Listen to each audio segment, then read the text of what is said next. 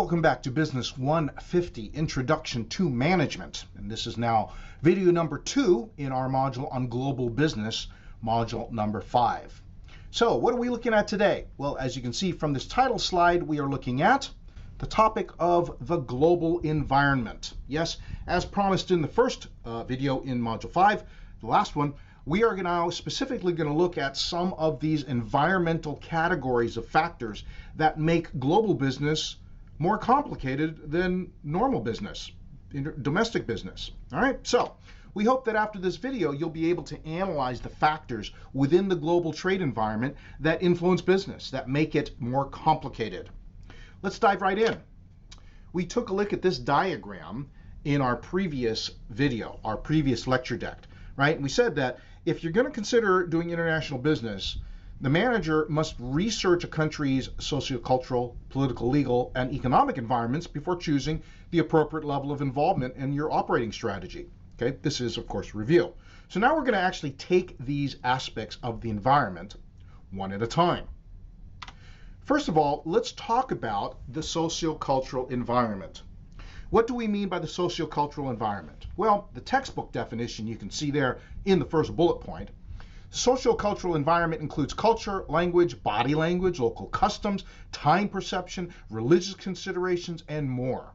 And it makes a point that the Goethe-Hofstede framework and the resulting GLOBE project are two common frameworks that we use for evaluating a country's culture. More on that in the next slide. But here's what I'm really saying in this first slide, okay? You are thinking about either selling your stuff or buying resources from people who live and work in another country. And therefore, there are people who you cannot assume think and act and behave and feel about life and work and business and family and culture the same way that you do, because they live in a whole nother country. So at one level, they are people. They are people like us. And so they value community, and they have people they care about and love, and they want to do business, and they want to earn a profit. I mean, all these things are the same. And yet, people from some countries can be wildly different than people from other countries because of all of these kinds of dimensions listed in this slide, right? That's one of the things that immediately makes business in an international environment significantly more complicated. And so we have to make the effort to try to understand our business partners, who's on the other end of the deal, the other end of the email, the other end of the telephone, the other end of the boardroom table. If we can understand them better, it will be easier for us to build trust and to communicate with them and to just do business, right? So one of the ways that we have for many years now tried to understand culture a little bit better is using the Hofstede framework. What is the Hofstede framework? Well, the Hofstede framework is a framework proposed by a sociocultural researcher by the name of Goethe-Hofstede. Goethe-Hofstede was a guy who did research for IBM, the IBM Corporation, many, many years ago. And it's still the most durable work that's been done on business culture, the impact of culture on business with international partners. And so some of the things that we have to understand is immediately there's differences in people along all sorts of different lines. Here's just some examples, somewhat taken at random, right? So if you use the term compromise, if you are doing business in the United Kingdom or Ireland, despite the fact that in many ways the United Kingdom and Ireland think about business very much the way we do culturally, nevertheless, the word compromise is generally seen as a positive thing in the United Kingdom and Ireland, whereas here in the United States, you use the term compromise, it will typically have a negative connotation, right? You think, oh, I'm giving something up in order to get this done. I'm giving up, rather than I'm accomplishing something, is perhaps closer to the way the word is used in the United Kingdom or Ireland. Or what you see here pictured in the slide is a business dinner meeting in Africa. Well, quite frankly, different cultures tend to have different ideas and values about time. And so in certain Latin American, Mediterranean, and sub-Saharan African settings, showing up 30 minutes or more late to dinner is perfectly normal and acceptable. It's the way the culture works. Of course, here in the United States, depending on who's on the other end of that table, right, it may be seen as unacceptable, an insult, a sign of laziness or lack of time discipline. Again, that's just an easy example of seeing how cultural differences affect just a baseline set of practical expectations about how to meet. Another comment from our textbook publisher: Barbie dolls do not seem to sell well in Muslim countries. I'm going to take that at face value. That's just something that was presented to us in the textbook historically because of a particular set of values that intersect all kinds of things, including traditional gender roles. That's probably part of it, right? But that's the kind of thing. You have to understand what are prevailing cultural attitudes in order to do business with people in other countries and not insult them, right? Therefore, Table 5.2 in the textbook shows us the research of Geert Hofstadter in studying different cultures. He came up with 5 different cultural dimensions, or large factors or dimensions that many times are the reasons why cultures look at things differently. And you see the descriptions in the first column: individualism/collectivism, power distance, masculinity slash femininity, which, by the way, is sort of an outdated term. It doesn't quite mean what we might think it means at face value. More on that in a couple slides. Uncertainty avoidance, and long-term orientation. And then in this table, and you can study this table in your textbook, I'm not going to belabor the point here, but you can see here that the textbook goes so far as to give national examples where our textbook believes these cultural dimensions are especially strong, right? And so you can see here, it would suggest that, for instance, the very first row, when it comes to the dimension of individualism, collectivism, that Australia has a very strong individualist culture, whereas Pakistan has a very high collectivist culture. So more on that as we get into this, okay? So let's take a look at each of these dimensions in greater detail. When we think about the very first dimension that we call social orientation, you see that defined as the relative importance of the interests of the individual versus the interests of the group. What does that mean? On the one end of the spectrum, individualism, which is one way that a culture might look at their social orientation, individualism suggests the interests of the individual should take priority and precedence over the interests of the group. And I think you see that very much here in the United States. Generally speaking, we celebrate the individual to the point where the individual's rights are far more important than what's good for society and culture. And so we have all sorts of challenges around that realm because we are so individualistic.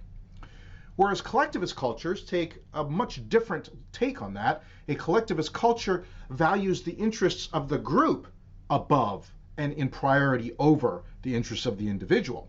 Some examples of this, of course, would be not only Pakistan as cited in the earlier slide, but also places, other Asian cultures like Japan and China and those kinds of places where there's long generational history of the very identity of individuals being very tightly bound up in their recognition. I am part of a larger group. I'm part of a larger collective. Well, that's one dimension, the social orientation dimension. The second is the power orientation dimension, or power distance. And that's defined as the appropriateness of power and authority within organizations. And you see there, on the left-hand side, there is the type of culture who has a great deal of power respect. In other words, authority inherent in one's position within a hierarchy is welcomed, tolerated, and thought to be completely appropriate, right? Whereas in the power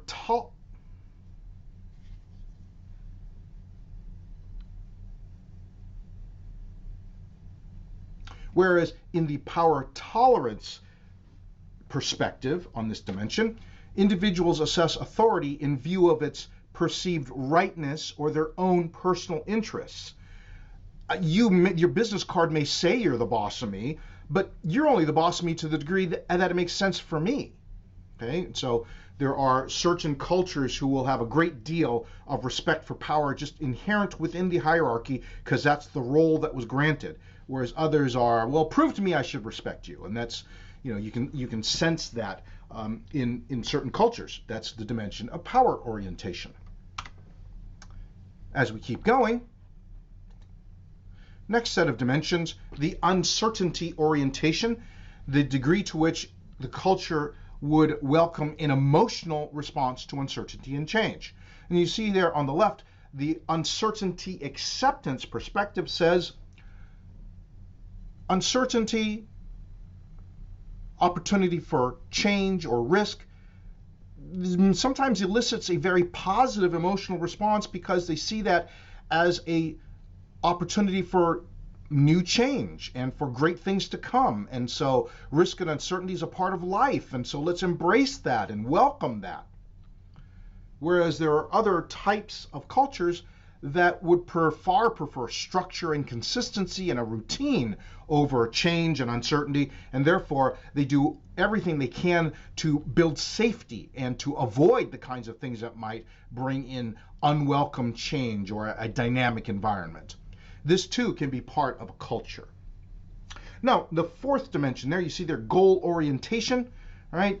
And so Gerda Hofstadter defined that as what motivates people to achieve different goals. You can see that there are, on the one hand, on the left, the type of culture that places a high deal of value on material possessions and money, and therefore on assertiveness, on winning, on competition, on aggressive goal, securing goal behavior, that kind of a thing. Where on the other end of the spectrum, there is a type of culture that says, well, okay, yes, nice things and material possessions are nice, but more important is social relationships and the quality of life and embracing the advance of the welfare of others around us and promoting relationships and those kinds of things. And so not only is that true, of course, in individuals, but entire culture groups tend to have values and convictions about which is more important to promote.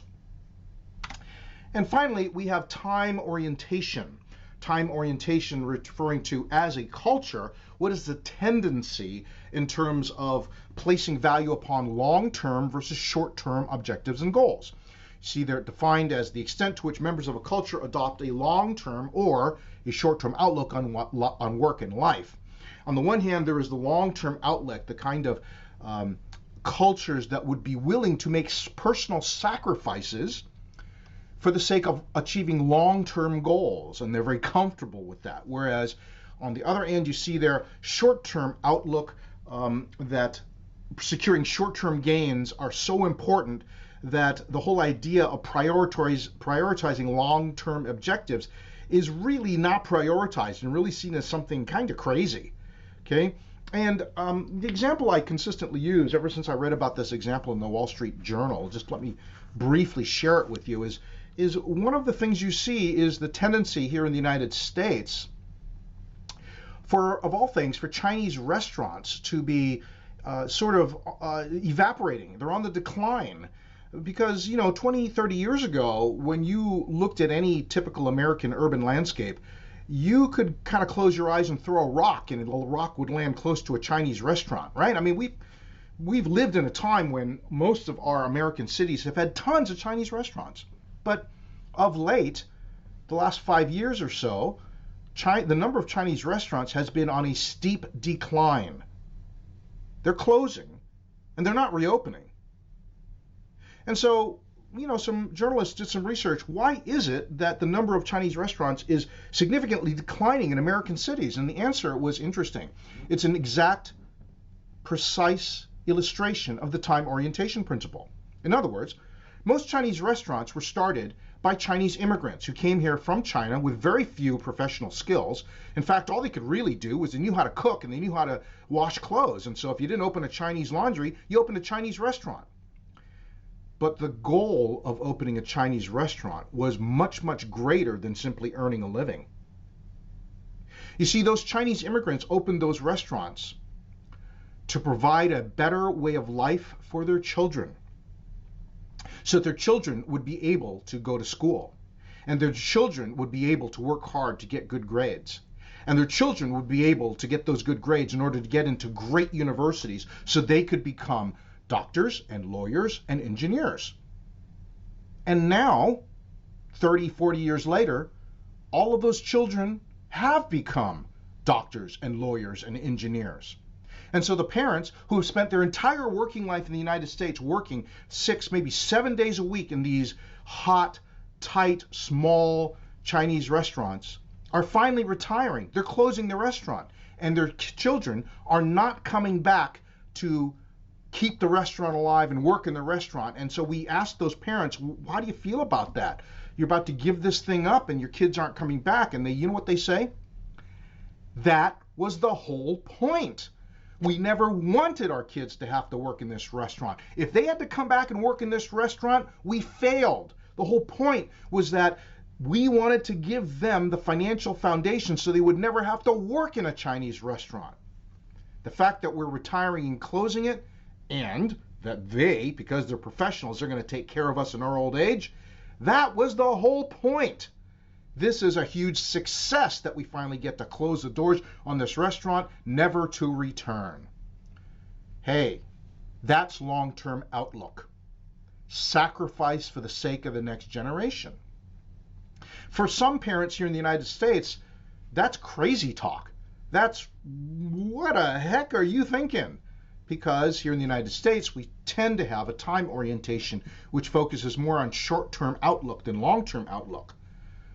Well, I'm not here to tell you that one is better than the other. I'm simply telling you this is an illustration of a very real cultural dimension. And so when we consider these 5 cultural dimensions, I want you to keep in mind a couple of things. One, these orientations are very, very real culturally speaking. And just as importantly, don't make the mistake of stereotyping individuals. Just because an individual seems to hail from a particular country doesn't mean that automatically they have exactly this particular tendency because the general culture does, right?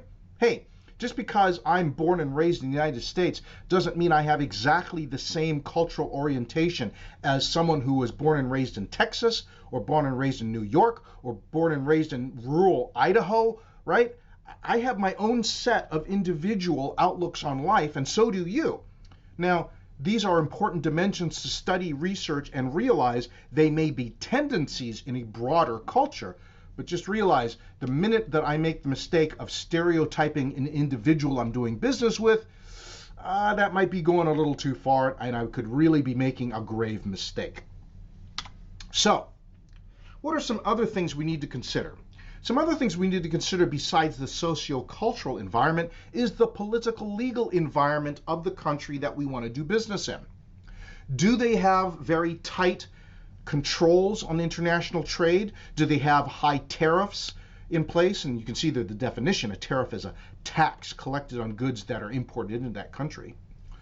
Do they place quotas, a numerical limit on how many units of a product that I can bring into that country? Do they have any other form of export restraint agreements between governments to set voluntary limits on goods that we can bring in or out of that country?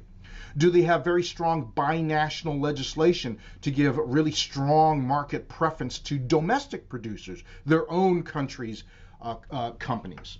Those are things we have to consider. More things we have to consider in the political legal environment. What is the political stability of the government in control? Because that will have direct implication on the enforcement of the rule of law. One example of this, of course, is several years ago when Microsoft decided to start selling software in China. They found that while there are anti-piracy laws in China, stealing intellectual property laws, nevertheless, the fact that there were so many pirated copies of Windows and Microsoft Office for sale, none of those the rule of law was enforced in the courts. And therefore, the question arises, what good is the rule of law if the law is not actually enforced by the courts? And so a firm that decides to enter into an international marketplace has to contend with the laws of not only its own nation, but also the laws of the nation that it's trying to be a trade partner with. And that increases exponentially the complication that you have to deal with from a legal perspective. Finally, one of the things that we'll talk about a little bit more is the country you're looking to do business with part of an economic community. What does that mean? An economic trade group like the European Union or NAFTA, and therefore are they part of a community, an agreement among nations that tries to ease the path of international trade, or at least ease the path of international trade with favored trade partners? Well, that's the political, legal, and the socio-cultural. The last dimension we want to look at in this particular video lecture is the economic environment, and this has a great deal of added complexity once you start selling stuff internationally. What is the level of economic development of the country in which you look to do business, typically measured through GDP or gross domestic product? Are they a wealthy country? Are they have a developed economy? Are they simply emerging on the world stage? Are their buyers, their consumers, typically have wealth in which to buy discretionary products, or are they relatively poor? Hey, if you're going to start manufacturing and moving stuff, distributing stuff around that country, what's the maturity of their national infrastructure? Do they have well-supported and maintained roads and transportation systems, trains, railways in order to move your product around back and forth through that country? What's the exchange rate of their currency, the ratio at which one nation's currency can be exchanged for another nation's currency? Why is this a factor to consider? Well, one of the first things you should know is that if you're going to sell something in another country, they're going to pay you in their local currency. And you cannot spend what you've earned until you bring those profits back to your home country and repatriate them back into your currency. The exchange rate, the currency exchange rate, is going to determine how much of that profit you actually get to keep. That's why it's so important to understand what is the exchange rate and the stability of the exchange rate between your country and theirs. So you can see here's another economic consideration. Different corporate tax rates among different countries. So you can see here, it runs a high of 30% in Australia. That's pretty high, especially since you can find the United States there down at 21%. But hey, look at Ireland. Ireland has a corporate tax rate just a tad over half of what corporations pay here in the United States, which is why there are several multinational companies trying to move their global headquarters to Ireland, because Ireland has set up a structure which is very, very welcoming and attractive to multinational corporations to do business primarily in Ireland. Here's another statistic for you to consider. How much discretionary income is spent on staple survival goods? Here in the United States, only 6.4% of household spending is on food. That's an awful lot of discretionary money to spend on other stuff.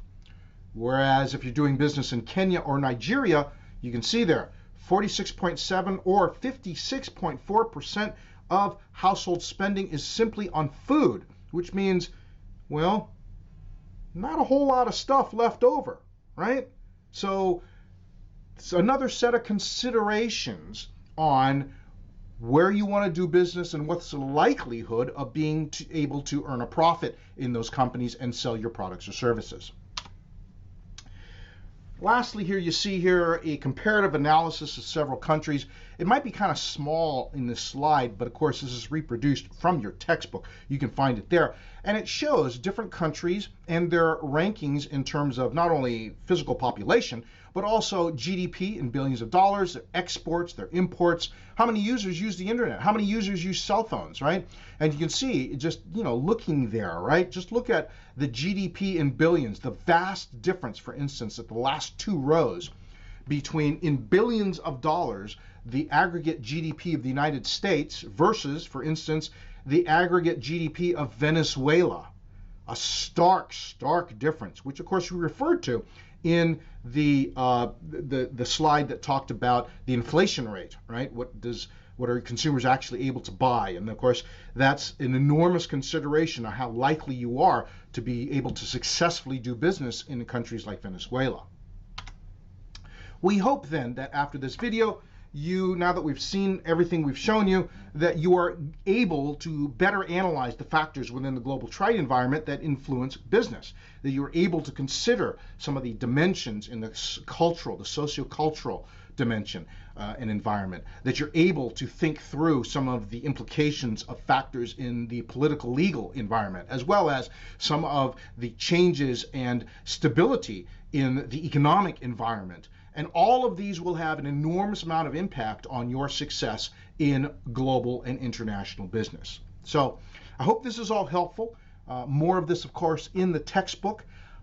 We have just taken a quick overview at some very, very important factors. So I do want to encourage you to really search some of these things out in the text and think long and hard about these as factors that will influence your managerial success as well as the success of your firm. I hope that's helpful. We will see you in the next lecture.